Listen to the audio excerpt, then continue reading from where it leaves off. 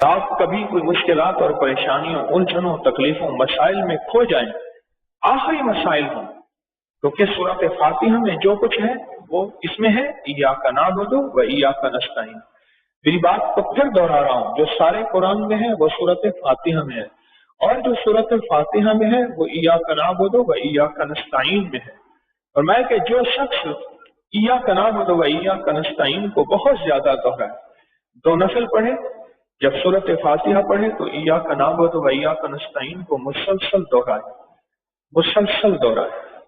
اور اپنے مقصد کا تصور مشکل اور دھیان کا اللہ کی ذات عالی میں گڑ گڑاتے ہوئے، اور جب دل میں یقین ہو جائے کہ اللہ نے میری مشکل حل کر دی، میری پریشانی حل ہو گئی،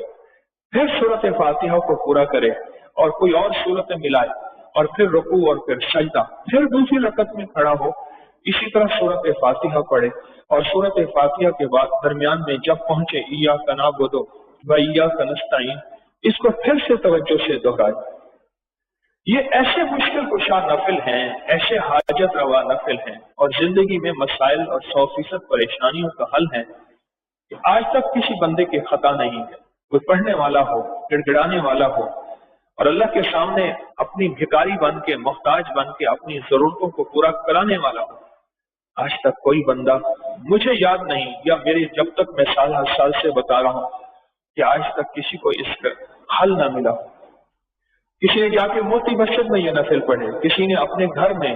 کسی نے اپنی دکان پہ، زندگی میں جہاں جس مقام پہ یہ نفل پڑھے، اللہ غیب سے اس کے مسائل حل اور مشکلیں دور فرماتے ہیں۔